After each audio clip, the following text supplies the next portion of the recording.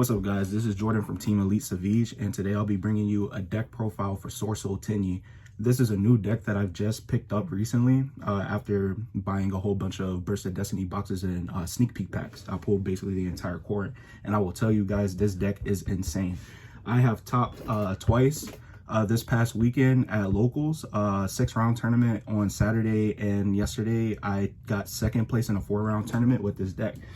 And I basically, besides one game, I 2-0'd everybody I played. The deck just offers so much, and I can't wait to show you guys how powerful this deck is and some of the tech choices that I've personally played for myself while building this deck. With that, we will get into it.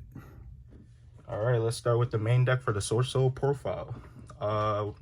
First, we'll start with the monster lineup. I have 3 copies of Moye. What she does, if you don't know already, is if she's normal summon or special summon, you get a level 4 water attribute tuner token. And what's funny is when you play this against your opponents, and since this is still a fairly new deck, they don't understand that the token that is summoned off of this is a tuner. And then you will be surprised how many times people will pick up the card and be like, well, how did you synchro summon? That's why I read the card. Really good. She's the best starter in the deck. Most of your combo lines will revolve around her. Very expensive card also. I think it's like 50 as of today. Best starter in the deck for sure. With the second best starter in the deck, in my opinion, is the 3 copies of Ecclesia. For the Tenyi build, I think she's really important.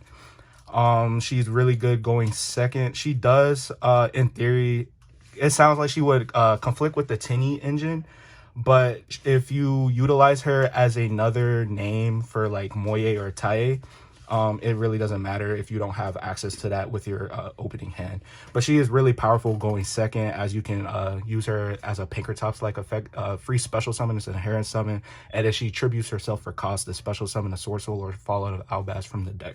She is really strong. I really enjoyed seeing her this weekend when I was playing with this deck.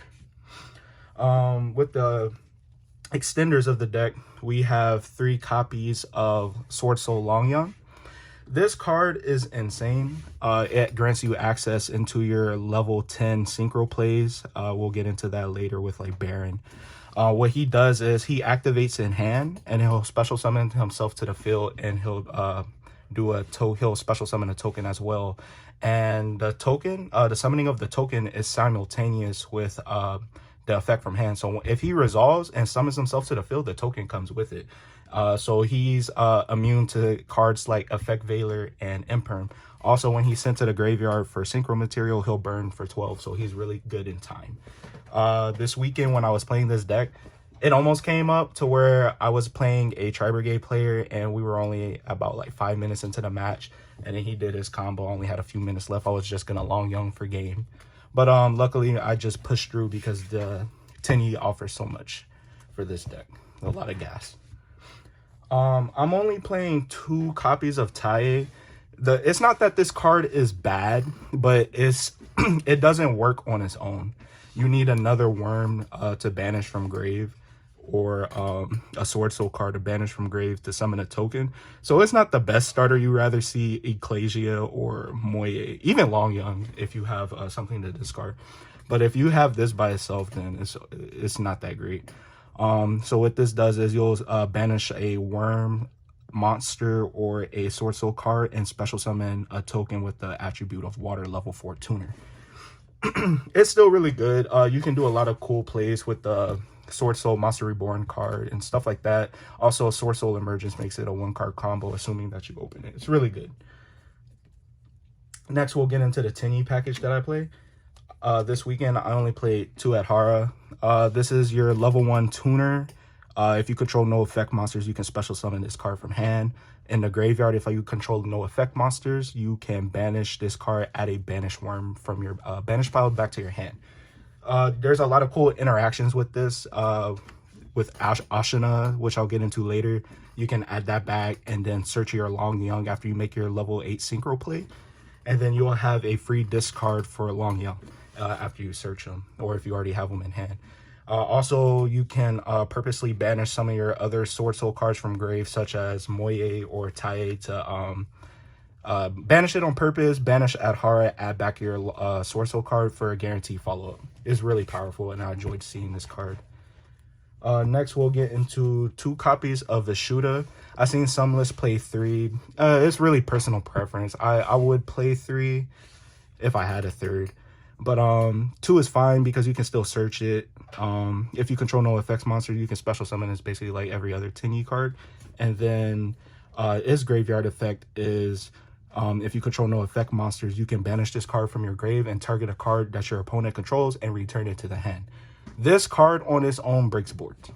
The amount of times I played Tri-Brigade, this forces an Appaloosa. They do not want this to hit the field, and which makes other cards that may be in your hand live that I'll get into later. But what the Tenyi offer this deck, it allows you to break boards just with this pure engine will break the board.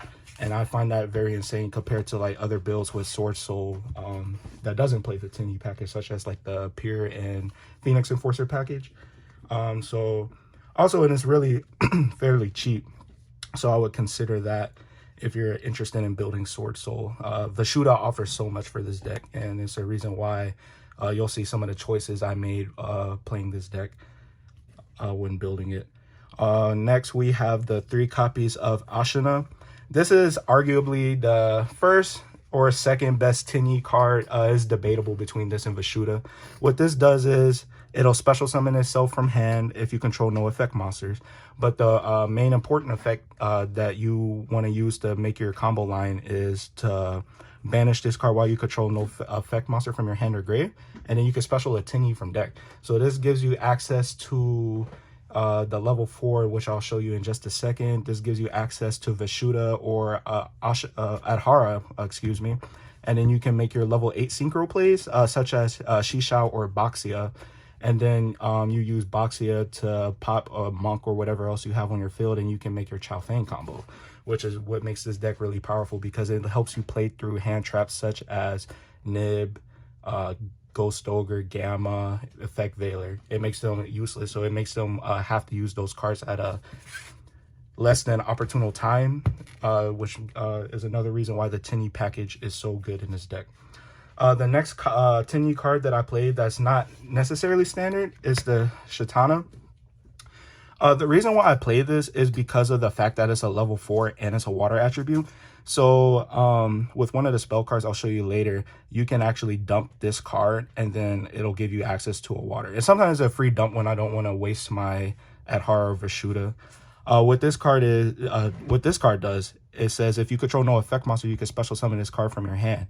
If a face-up non-effect monster you control is destroyed by battle or card effect, you can banish this card from your hand or graveyard. Then target that one of those destroyed monsters, special summon it, and destroy a monster on your opponent's field.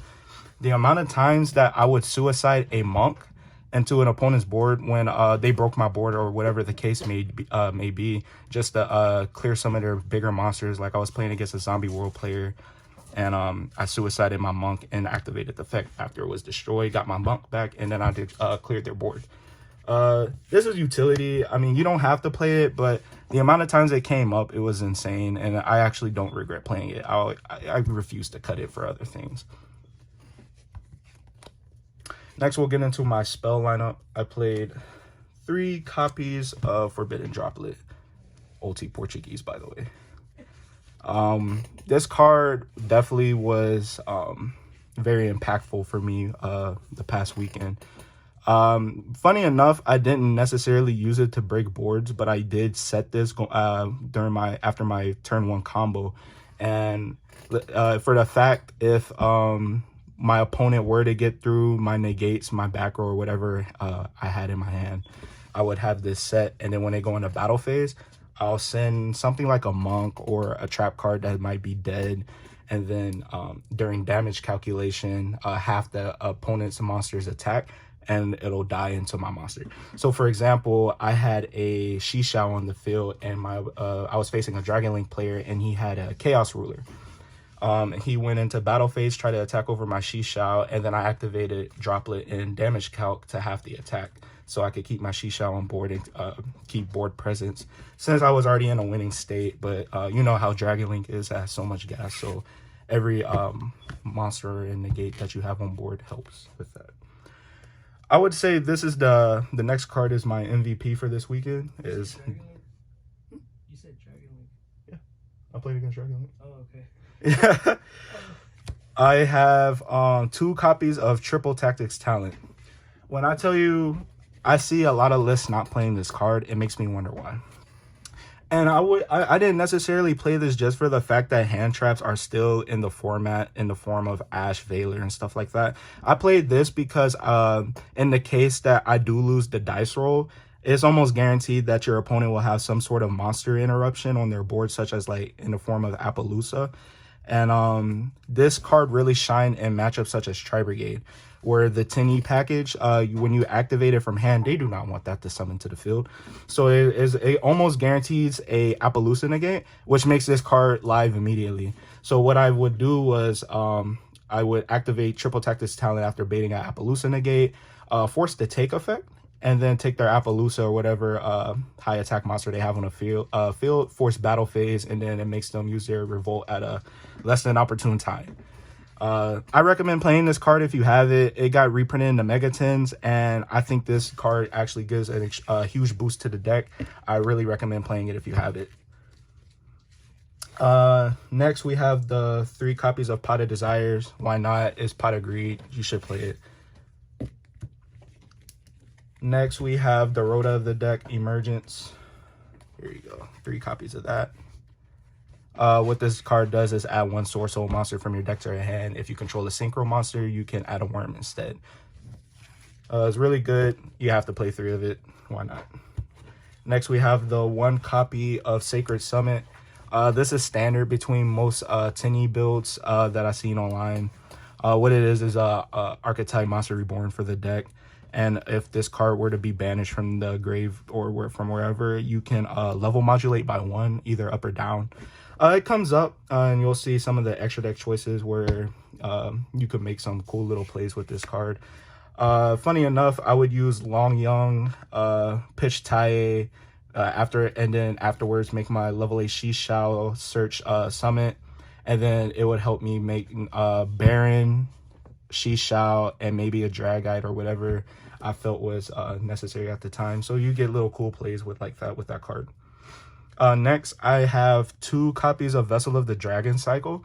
Before I actually played this at 3, and I like it at 3 because it's a Foolish plus a Rhoda for worm monsters. So what this card says is send 1 worm monster from your deck to the graveyard, and then if you control a face-up non-effect monster, you can add 1 Tenyi monster with a different name from the monster you sent to the graveyard. So what this would do is it guarantees a Tenyi combo in the form of either making a Shishao or Chow Fang, depending on the situation. Assuming if you open a card like Ashina.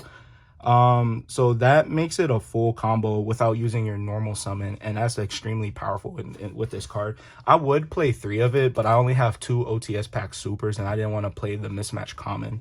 But a lot of builds, they do only play 2 of these cards. Some play 3. I like 3 because of consistency, and plus you can dump cards like Tai also, which comes up if you want to search the SwordSoul summon.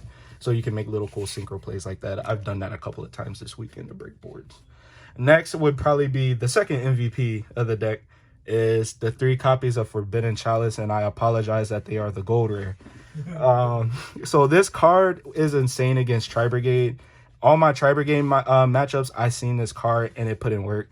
So what I would do is I would bait whatever they have on the field, because sometimes they'll summon the double dragon lords and stuff, so I'll try to bait that before, and then I will use Forbidden Chalice on that Appaloosa. The amount of times my opponent made an Appaloosa for 3 or 4 this weekend was insane, and I'm glad I had this card.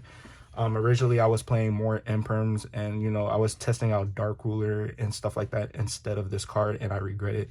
This card is almost mandatory in my opinion to play for this deck because it just offers you so much going first and going second. The next new thing that I'm trying for this deck in my trap lineup is the 1 copy of Imperial Order. You don't want to lose to stupid stuff like Mystic Mine and Floodgate, stuff like that, and you don't want to get Dark Ruler or Droplet. So having 1 copy of this, if you see it, is great. If not, it's cool. If you have it, it saves your Baroness negate. Assuming that they use a spell or something, you can just activate order instead and save the Baroness negate for something else. It's a win condition. Why not play it? Next, I only played 2 copies of Infinite Impermanence. So as you can see, now that we're getting closer to the end of this, with my main deck, I only play these as my 2 hand traps. I don't think hand traps are necessary for this deck because this deck is extremely good going first or second, and I don't think a lot of people understand that. So because you play a bunch of power cards in the form of Chalice, Droplet, some decks play Dark Ruler. I still decided to keep the Imperm in as a second option against like monster negation in the form of Appaloosa, Mechaba, Winda if they summon at an opportune time, stuff like that. It forces the negate, and I never used it as well. I won't say never, but I don't really use it as a hand trap for my opponent's turn. Sometimes I'll hold it for my turn just to see where their combo and board takes them, and then I'll just hold it for whatever, because why not bait out a free negate and just play for free. Next, I played 2 copies of Blackout. This is the N archetype Icarus attack. What it does is it targets a worm that you control and 2 cards your opponent controls, and it destroys them all 3. Also, if this card is to be banished, whether for wherever actually, you can special summon a tuner token, level 4. The amount of times I did that, I actually had an opponent banish my Blackout from grave, and it gave me a free token, and I don't understand why he did that. But it's funny when they like, oh, you get a free body on board. Yeah, read the card, man. All right, next we'll get into the extra deck, probably my favorite part of this deck. I played the 1 copy of Rudy Rose Dragon. Never summoned it, but in theory it's really strong against decks like Drytron and PK. What this card does is if this card is synchro summoned, you can banish all cards in the graveyards, both yours and your opponent's. You don't use the other effects, such as if your opponent activates a card or effect, you can quick effect tribute negate the activation if it were to destroy it. Then you summon a Black Rose. It never really comes up. You just care about clearing the graveyard. It's a win con against graveyard decks that use cards from the graveyard to what is that? What's the word for it? Like for recovery plays. Yeah, it's really strong against decks like that. But I never summoned it, unfortunately, even though the card is extremely beautiful. I played 2 copies of the N-Archetype Boss Monster, Shishao. Well, he's really powerful when combined with Moye. It ends up being, I would consider like a +2. When he synchro summon, you can add any SwordSoul, a SwordSoul card from deck to hand, or you could choose to banish it, which I find rarely comes up unless you have bodies on board that have been like hit with Valor or Imperm. But I didn't have that happen this weekend. You usually just add a card to hand, which is extremely powerful. And when combined with Moye, you can draw. That's really powerful. And also, he's a quick effect negate by banishing a SwordSoul or Worm from your hand or graveyard. Really one of the best synchro 8s. Your in-board will always include him. Next, I played the 1 copy of Dragite. Why not? He's a spell trap negate if you can get him. A lot of the times you'll make him with Tai with summon, if assuming you have the extenders for it. It really just depends on your hand. I summoned this once or twice. It was okay, but by the time it came out, I usually use it as follow-up. Yeah, he was okay. I only summoned him maybe like 2 or 3 times. Next, I played the 1 Draco Berserker. When you do your Tenyi combo and you get locked into worms from Ashina effect, he's the next best worm monster to go into, so you don't have to use your second copy of Shishao. What he does is when your opponent activates a monster effect, you can quick effect banish it. So it gets rid of a body on board for your opponent, which does come up a lot when they're trying to push for like Link plays or Xyz plays or etc. So stuff like that. And another thing is he's like a weaker Boral Sword. If he destroys an effect monster on your opponent's side, he gains attack equal to the original attack of that monster permanently. So, and then he can make a second attack in that battle phase on another monster. So he can get really big, like 5k, 6k. He's really strong. I liked him. I only summoned him twice though, but when he was summoned, he was very impactful. Next, we played the $150 Baron de Fleur. This card is definitely worth the money. It's a level 10 synchro that negates anything. It's an omni negate. Very easy to bring out with Long Young. It also can target one card on the field and pop it, which comes up when breaking boards going second. So you can potentially clear up to 3 bodies, assuming that they activate something and you negate and destroy it. Also in the standby phase, one of the cool effects that it has is that it can tag itself out back to the extra deck and special summon any level 9 or lower monster from your graveyard. That is insane. So that means if your Shisha were to be destroyed, whether by battle or you used your SwordSoul Blackout, you can just revive it and then you still have a negate. And then if you have follow-up, you can just summon Baron de Fleury again with Long Young. This card put in a lot of work for me, and then people were definitely in fear at locals this weekend when they saw this card. It's very pricey now. I actually got mine at 90, but if you were to play this deck, I recommend getting it because it offers you so much for this deck. Next, I played the 1 copy of Yazi, the Evil of the Yangzing. What he does is he's an option going second, but I never summon him myself. But in theory, he's really good because you can synchro summon him for 7 after level modulating with one of your banishing one of your spell or trap cards, and then you can target a Yangzing you control and a monster your opponent controls and pop it, and then special summon a worm monster from your deck in defense position. So you can get a Moye or something out with this, or a Tai, and then make more synchro plays. And this helps with breaking the boards, but I never had it come up because the SwordSoul engine is just that powerful. But in theory, he's good. I wouldn't cut it. Next, we played the level 10. He also puts in a lot of work, and people sleep on this card. For each banished card, he gains 100 attack and defense. And also, all your opponent's monsters lose 100 attack and defense as well. So he can get really big, and he can out stupid monsters like Dragoon, assuming that it didn't use this negate and then destroy and then gain the 1000. And even if he does, using a Pot of Desires in conjunction with this card is really good because that automatically gives him 1000 attack and defense. And it makes him really big. Also, when a card is banished, he can banish an opponent's card on their field in their graveyard. So he clears 2 things. He can clear follow-up in grave and a monster on field, which is really insane. He also has a nice little protection effect. If you were to be destroyed by card effect, you can banish a card from your graveyard instead. That means any card, and when you banish it to protect him, it's not an activated effect. It's kind of like Thunder Dragon Titan.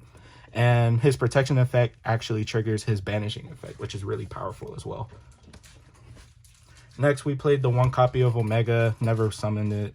In theory, it's good. Plays around Nib if you didn't do your Tenyi combo. I would actually take this out for a Crimson Blader. Next, we have the 1 Chao Fang. Makes Drytron a lot more manageable. Locks you out of light monster. Your opponent out of light monsters after doing the Tenyi combo, going in Abaxia and stuff like that. He's really powerful, really strong floodgate this format. Next, we had the 1 copy of Shinshin. This is the level 9 that I was referring to earlier, where after you level modulate your Moye or Tai or whatever the case may be, you can go into Shinshin, and Shinshin plus Baron and Shishao is extremely strong. Walking Macrocosmos that can bring itself back. Then we have the 1 copy of Baxia.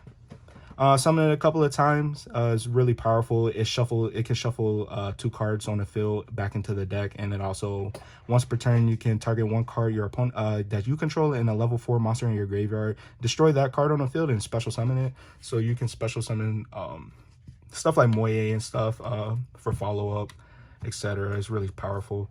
Next, we played the 1 copy of Shaman of the Tenyi. I summoned this a couple of times this weekend. What it does is you discard a card from your hand and special summon 1 worm from your graveyard. So assuming like you have something like a Shishao in there, you can special summon it. It doesn't matter level or anything like that, as long as it's a worm monster, which is really good. It unfortunately has the downside of if you use that effect to special a worm from grave, you're locked out of effect monster effects except Tenyi's from the extra deck. But the neat little thing that you can do is, as long as you properly summon something like Baxia, this, or the Shishao, they still get their effects from grave because they're not considered special summon from the extra deck. So they're still alive, which is really neat to know. It's only from the extra deck. Next, we played the 2 copies of Monk. This is your free summon after you use a Tenyi to special from hand. Next, I'll get into the side deck that I used. Played 3 copies of my Ulti Portuguese Nibirus. I actually did not side these in at all. Never needed to. I played other blowout cards instead, but in theory, this is good. Still want to play Respect Rogue and stuff like that. Next, we have the 1 copy of Archnemesis Protos. This is another floodgate that this deck plays, and it's extremely powerful and is searchable through cards like Emergence. You will banish 3 monsters with different attributes from your grave or face up from the field, and then it summons itself for free. It can't be destroyed by card effects, which is also nice. What the main thing that we care about, what this card does for this deck, is you can declare 1 monster attribute on the field and then destroy all monsters on the field with that attribute. Also, until the end of the next turn, neither player can special summon monsters with that attribute. So the neat thing that people will do is they'll make Chao Fang and then summon this. So now your opponent is locked out of light monsters, and then activating this effect, your opponent can't even special summon a dark monster. So decks like Dragon Link become borderline free because they can't even play. And I find that to be really insane and one of the unfair things that this deck does. Next, I played 2 copies of Dark Ruler. I would play 3, but I don't have the space for it, and I still want to respect cards like IO and Anti-Spell. Sometimes I would side this in and take out cards like Chalice or Forbidden Droplet, depending on the matchup, where I would value the hand advantage more than the quick play, like against decks like Infernoble, which I actually did see. So in practice, this card is better in certain matchups, and it's also an additional, you want to see it the most board breakers you can against decks like Shaddoll Invoked, where they just summon a window, like they'll just wait for you so they can summon their window.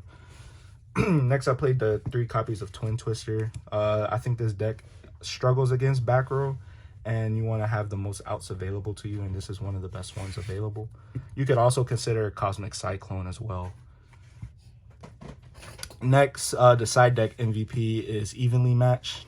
I've seen this against all my Tri-Brigade matchups, and it's an extreme blowout. There's almost nothing they can do against it unless they play the little Herald engine that a lot of decks are moving on to.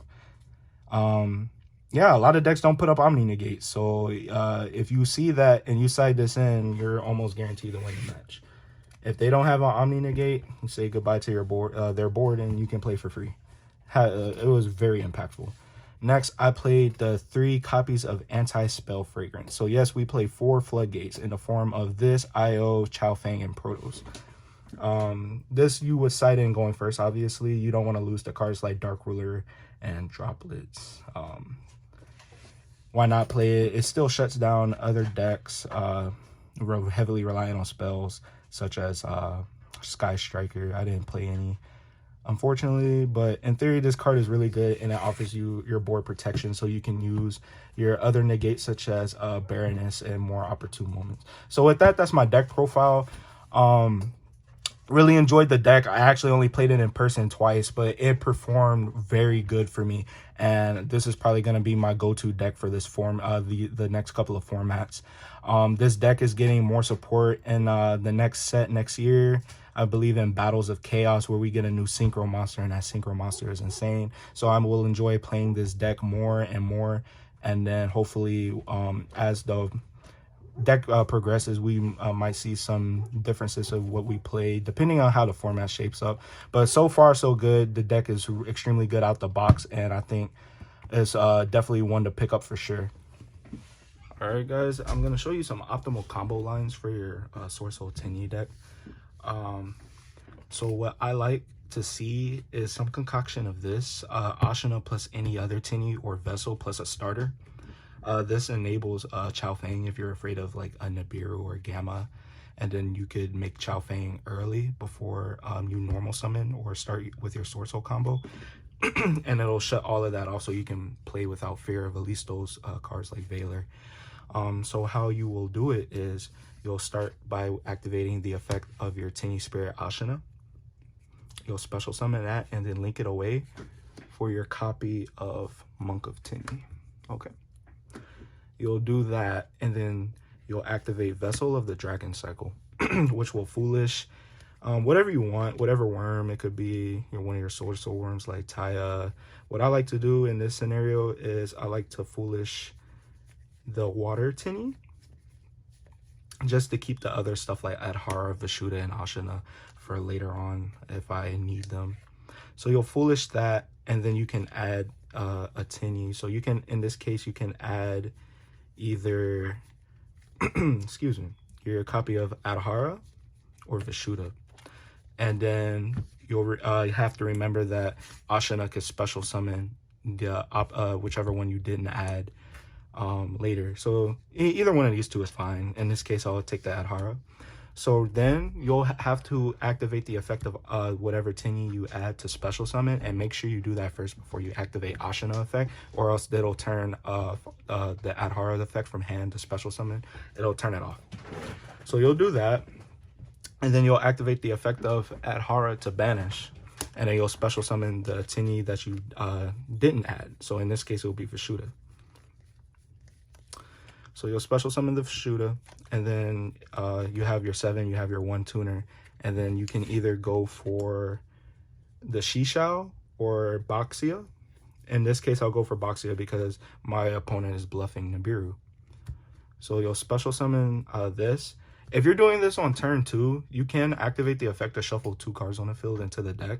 But most of the time, you're doing this to go first, so you do not want to activate that effect. But instead, you want to activate the effect to pop a card on the field. In this case, I'll pop the Monk, and then you'll special summon the Adhara from grave. So now you have a level 8 Synchro and a level 1 tuner, and then you'll Synchro for 9. And then you'll make your Chao Feng. So now, since this was special summon using a light Yang Zing, your opponent cannot use the effect of light monsters as long as this is on the field, since it was Chao Feng was summoned using a light Yang Zing monster. So now that leaves you safe from things like Nibiru and cards like Veiler and stuff like that, and you don't have to worry about getting punished for that. So then you can go into your SwordSoul combo. So like, let's say you had an extra one of these, you can reveal, and then you can play for free. That's one of the combo lines. Next will be the combo line that gives you the best possible board. You will do this if you don't fear Nibiru. Like with the way the meta is turning out now, a lot of people don't main deck it, so you can be somewhat confident being greedy and just not respecting Nibiru at all, and then you can just set up the best possible board and increase your chances of winning or your opponent scooping right then and there. So what I would like to do in this scenario is I will normal summon the Moye effect, reveal a worm or SwordSoul card. In this case, I'll reveal the strategist because I don't want to reveal that I have the search card in the case that they decide to interrupt me at this point. And then you'll get your token. Okay, and then you'll link that away since it's a level 4 tuner token, and then you'll go into your copy of Shishao.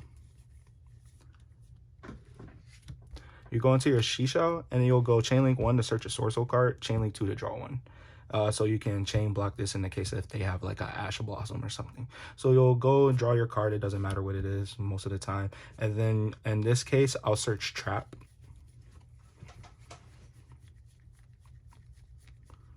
We'll search Trap.